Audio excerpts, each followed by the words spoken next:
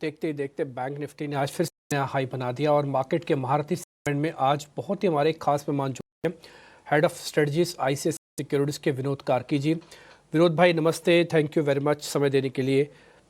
मेरे को याद है आज करीब 1-1.5 महीना इनफैक्ट हो गया होगा, 2-1 महीने तो हम आपसे बात कर रहे थे।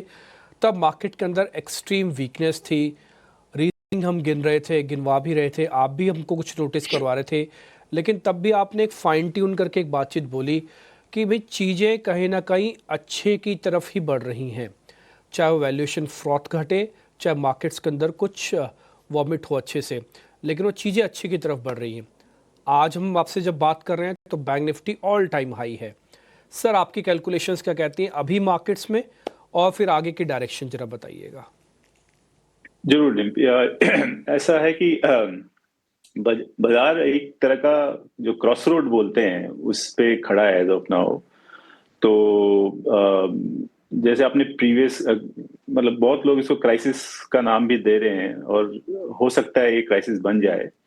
बट अगर आप जो पहले दो बड़े क्राइसिस जो रह चुके हैं, एक जैसे कोविड का था, उसके पहले ग्लोबल फाइनेंशियल क्राइसिस था, उसमें और इसमें अंतर ये है कि वो जो क्राइसिस थे वो एक क्या बोलते हैं इरिवर्सिबल प्रोसेस में शुरू हो गया था। मतलब उसमें जैसे ग्लोबल फाइनेंशियल क्राइसिस में हाउसिंग मार्केट में ऑलरेडी लोगों ने वो जो mortgage back securities, toxic assets investment banks ने ऑलरेडी ले चुके थे और उसका खाली अनरैवल इसको कहते हैं, उस चक्कर में बहुत बड़ा ग्लोबल रिसेशन आया था।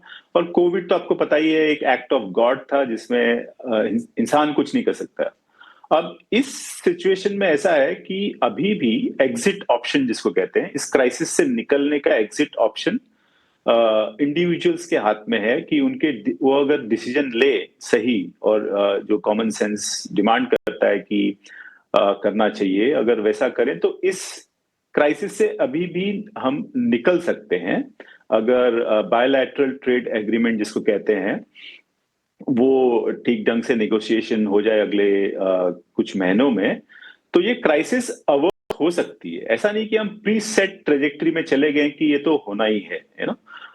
तो वो है, बट उसके अलावा अगर हम बेस केस देखें तो हो सकता है कि थोड़ी बहुत क्या कहते हैं मीडियम टाइप का टैरिफ्स हाइक हो जाए, एक स्टीप हाइक नहीं हो, और कुछ ट्रेड एग्रीमेंट्स बन जाए। तो उस चक्कर में मुझे लगता है कि ग्लोबल ग्रोथ रिसेशन नहीं जाएगी बट स्लो डाउन हो जाएगी, बिकॉज ऐसा नहीं है कि सारे टैरिफ पूरे रिवर्स हो जाएंगे। अगर बेस्ट के सिनारियो भी आप पकड़े तो कुछ ना कुछ एक मिड लेवल टाइप के टैरिफ हाइक तो होने ही है, जो अगर बेस्ट के सिनारियो पकड़े तो उससे एक स्लो डाउन आ जाएगा। बट उसमें आप बुल केस सिनारियो आप बनाए इंडिया के लिए, तो ऐसा हो सकता है कि इंडिया बेटर ट्रेड एग्रीमेंट्स बना सके यूएस के साथ कंपेयर टू अदर कंट्रीज। तो इस चक्कर में इंडिया की हो सकता है कि इंडिया ग्लोबल एक्सपोर्ट्स में मार्केट शेयर गेन कर ले। अगर ये सिचुएशन होती है तो बहुत सारे सेक्टर जहां पर इंडिया ने मैन्युफैक्चरिंग बेस है उनको अच्छे क्या कहते हैं अच्छे ऑर्डर्स मिल सकते हैं और कैपेसिटी यूटिलाइजेशन बढ़ सकती है। तो ये एक अच्छा तरीका है देखने का, ये हो सकता है। अब इसमें सबसे खराब सिचुएशन ये हो सकती है कि ये और खराब हो जाएगी। जो आज सिचुएशन है, हर कंट्री एक दूसरे पे और लगाए और एक मैसिव ग्लोबल रिसेशन में हम चले जाएं, तो उस सिचुएशन में तो इंडिया भी नहीं बचेगा, बिकॉज बहुत सारे पहलू होते हैं जो इम्पैक्ट करते हैं। जैसे एक्सपोर्ट्स हो गया, सर्विसेज एक्सपोर्ट्स हो गई, रेमिटेंसेज हो गई, एफडीआई होता है, ये सब का फर्क पड़ता है फिर। तो एज ऑफ नाउ एक ऐसे चौराहे पे हैं कि अगर कॉमन सेंस और बेटर सेंस प्रिवेल करता है तो हम एक बेस केस या बुलिश केस बन सकता है। बट ऐसा भी है कि एक बेरिश सिनेरियो भी बन जाए, तो ऐसे चौराहे पे एज ऑफ नाउ है।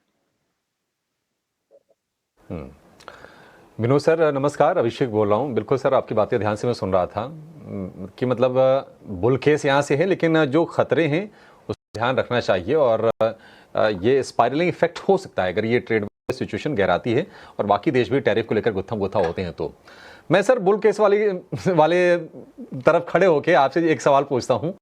बैंकिंग शेयरों में हम देख रहे हैं कि उत्साह है और आरबीआई ने, सरकार ने कई सारे ऐसे बैक टू बैक कदम उठाए हैं कि इस सेगमेंट में जोश है। बैंकिंग के अलावा अगर मैं पूछूं आपसे कि बाजार में आपको आकर्षक क्या दिख रहा है, 2-3 सेक्टर बताइए सर, जिसको अगर मान लीजिए पैसे डिप्लॉय करने हो अपने तो वो कर सकें। आपकी नजर में मौके कहां पर हैं? तो मुझे एक लगता है कि बैंकिंग, अगर मैं सेक्टर्स देखूं ब्रॉडली, तो जो इंडस्ट्रियल्स जिसको कहते हैं, कैपिटल गुड्स और पावर और कुछ हद तक ऑटोमोबाइल, मतलब जहां पर अगर आप देखें कि जहां पर डिमांड आ सकती है इकोनॉमी में, वो एक तो आपका इन्वेस्टमेंट रिलेटेड स्टॉक्स में आ सकती है और कुछ हद तक डिस्क्रिशनरी कंजम्पशन में भी हो सकता है, जिसमें जैसे ऑटो हो गया।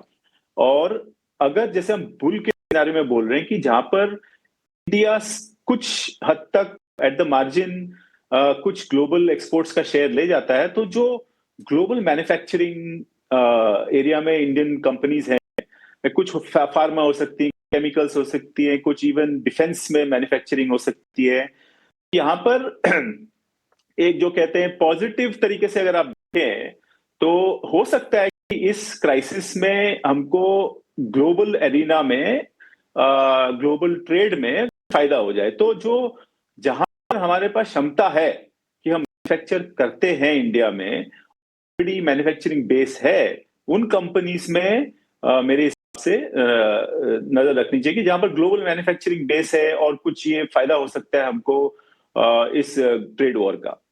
तो ये एरियाज मेरे हिसाब से, जैसे मैंने बताया, फाइनेंशियल्स, लार्ज फाइनेंशियल कंपनी जिसमें बैंक्स आ गए, बड़ी जो इंडस्ट्रियल मैन्युफैक्चरिंग, केपेक्स से रिलेटेड, पावर से रिलेटेड, टेलीकॉम, कमोडिटीज भी कुछ हद तक, जैसे हमने देखा अभी आज का कुछ चल रहे हैं, बिकॉज हम भी कुछ हद तक अपनी प्रोटेक्ट करेंगे अपनी इंडस्ट्री को फ्रॉम डंपिंग। तो ये सब कंपनीज को फायदा होना चाहिए। ठीक है। विनोद भाई, एक छोटा सा पॉइंट और भी है, क्योंकि मार्केट में ना वॉलिटिलिटी एक्सट्रीम है। देखो, हमने इसी 5-6 महीने के अंदर एक्सट्रीम पेसिमिज्म भी देखा और बाद में हर्षोल्लास भी देखा। इतना फास्ट हो रहा है ना कि लोगों को फोमो फैक्टर खा रहा है, fear of missing out. Short करने का भी फोमो है और लॉन्ग करने का भी फोमो हो रहा है। और रिटेल की ऐसी आदत नहीं है सर, हम प्रोफेशनल हो सकता है एक बार पढ़ जाएं, पर रिटेल उतना फास्ट रिएक्शन नहीं दे पा रहा है ना सर। एक चीज़ मेरे को बताइएगा, मार्केट आगे चल के 2-4 पॉइंट जिस पे तेज़ रिएक्शन दे सकता है, क्या वो फेड के बयान पे तेज़ रिएक्शन देगा, ये अनडाउटेडली गोल्ड की तेज़ी पे तेज़ रिएक्शन देगा, किस चीज़ पे और तेज़ रिएक्शन दे सकता है? 2-3 चीज़ें। हाँ, तो एक पॉइंट तो आपने जो सही कहा कि फेड क्या करता है, बिकॉज फेड पे अभी आपने पिछले 2-3 दिनों में देखा होगा कुछ प्रेशर आने लग गया है फ्रॉम जो एडमिनिस्ट्रेशन है यूएस की रेट काटने का। और उनका कहना ये है कि बिकॉज टैरिफ बढ़ा रहे हो तो इन्फ्लेशन बढ़ सकता है, तो थोड़ा डेटा देख के हम काटेंगे। ये थोड़ा सा एक तरह की कश्मकश शुरू हो गई है गवर्नमेंट और फेड में वहां पर। तो ये बहुत इंपॉर्टेंट होगा कि इनकी क्या रणनीति रहती है फेड की आगे को। तो वो बहुत बड़ा फैक्टर होगा। दूसरा तो ऑब्वियसली जैसे मैंने बताया कि जैसे 90 डेज का इन्होंने जो रिप्रीव दिया हुआ है, जहां पर ट्राई किया जाएगा कि बायलैटरल ट्रेड एग्रीमेंट्स बनाए जाएं, जो ये ओवरऑल जो टैरिफ लगाया है उसमें से कुछ कार्व आउट किया जाए, कुछ ऐसे प्रोडक्ट्स पे जहां पर यूएस डिपेंडेंट है। फॉर एग्जांपल फार्मास्यूटिकल प्रोडक्ट्स हैं, वो यूएस बहुत डिपेंडेंट है, वहां पर फार्मा प्रोडक्ट्स बहुत बिकते हैं। और अगर अचानक से उसमें एकदम से बढ़ जाए तो आम जनता को वहां पर बहुत फर्क पड़ सकता है। तो ये तो कुछ areas हो सकती हैं जहां पर जो डिसीजंस आते जाएंगे वो सेक्टर्स और ओवरऑल मार्केट, जैसे फेड के डिसीजन से ओवरऑल मार्केट को फर्क पड़ेगा, बट जैसे कुछ फार्मा पे रियायत हो गई या किसी और सेक्टर पे कुछ रियायत हो गई, कुछ कार्व आउट हो गया, कोई ट्रेड एग्रीमेंट में कुछ और निकला, तो वो सेक्टोरली इंपैक्ट होता जाएगा। तो ये अगले कुछ महीने मेरे ख्याल से बहुत क्रिटिकल है मार्केट के लिए, जब हमको काफी कुछ सेक्टोरल और ओवरऑल क्लैरिटी मिलती रहेगी। ठीक है विनोद सर, एक सवाल मेरा आईटी को लेकर होगा। आईटी स्टॉक्स ने बहुत पिटाई झेली है, अमेरिका मंदी की बातचीत हो रही है, हमारी कंपनीज की मतलब 70 से 80% रेवेन्यू अमेरिका से आ रही है, वहाँ पर कॉस्ट पर सरकार की सख्ती हो रही है और बिजनेसेस भी अपनी कॉस्ट को घटाने की कोशिश कर रहे हैं। आईटी में हालांकि लोअर लेवल से थोड़ी सी स्ट्रेंथ आई है, इंडेक्स के लेवल पर अगर मैं देखूं तो करीब 10% के आसपास रिकवरी लोअर लेवल से है। या आपको लगता है कि आईटी में वैल्यू बाइंग करनी चाहिए या फिर आईटी अभी छोड़ दें, जब तक अमेरिका से कुछ बहुत एनकरेजिंग साइंस नहीं आते हैं तब तक आईटी से दूर रहें जो नए निवेशक हैं?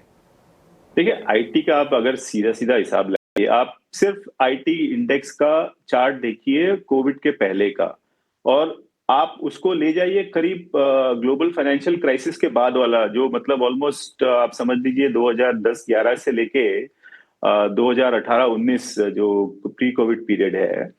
तो आईटी कंपनीज आप देखेंगे एवरेज जो उनका प्राइस टू अर्निंग रेशियो है वो 20 के नीचे रहा है एक्चुअली, है ना। तो और उस वक्त प्री कोविड 2018-17 आप देख लीजिए, उस वक्त ये सिनेरियो नहीं था कि एआई का इतना बड़ा डिसरप्शन होगा लॉन्ग टर्म में इस सेक्टर को, वो इतना क्लैरिटी नहीं थी। अब वो बहुत क्लियर होते जा रहा है। तो मेरे हिसाब से अभी काफी गुंजाइश है कि आईटी में और भी करेक्शन हो जाए, बिकॉज हमको एक तो इसका शॉर्ट टर्म इम्पैक्ट है, ये जो ट्रम्प एडमिनिस्ट्रेशन कर रहा है ऑन टैरिफ्स एंड जो अपनी इकोनॉमी को प्रोटेक्ट करने के चक्कर में जो हो रहे स्टेप्स, और जो लॉन्ग टर्म इम्पैक्ट है आर्टिफिशियल इंटेलिजेंस का लो एंड कोडिंग और आईटी सर्विसेज पे, ये दोनों पे एक्चुअली क्लैरिटी नहीं है। और ऐसा नहीं है कि आईटी सर्विसेज प्री कोविड के जो लो पी मल्टीपल्स थे वहां पर अभी भी पहुंच गया है। सो अभी भी गुंजाइश है मेरे हिसाब से, और थोड़ा और भी करेक्शन हो जाए। लेकिन एक लेवल आएगा कि जब वो 15-20 के पीई पे अगर जब ये कंपनीज रहेंगे, मेरे हिसाब से वो एक अच्छा टाइम होना चाहिए, बिकॉज ये हाई क्वालिटी अच्छी कंपनीज हैं जिनमें बैलेंस शीट में कैश है, और ऐसा नहीं है कि ग्रोथ एकदम ही मतलब कंट्रैक्शन हो जाएगी, कुछ नए इनोवेशन करते रहेंगे, तो लॉन्ग टर्म में ठीक ठाक रहेगा।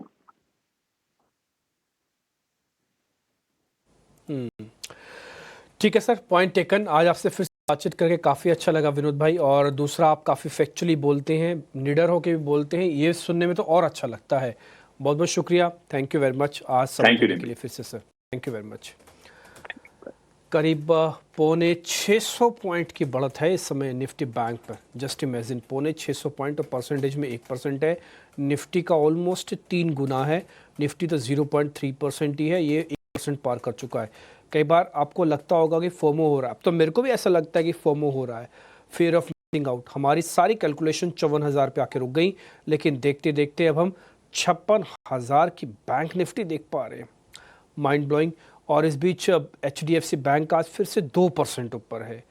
ये सारी चीज़ें इंडिकेट कर रही है कि मार्केट के अंदर पैनिक बहुत ज़ोर से बटन दबा, पैनिक रिलीज, और ये इस तरह की मूवमेंट नज़र आ रही है। But any how, Vinod sir की बात से भी ये बात क्लियर है कि थोड़ा दोनों तरफ आप जान के देख के चलें आगे। इस कार्यक्रम से फिलहाल इतना ही। अगला कार्यक्रम कॉर्नर शो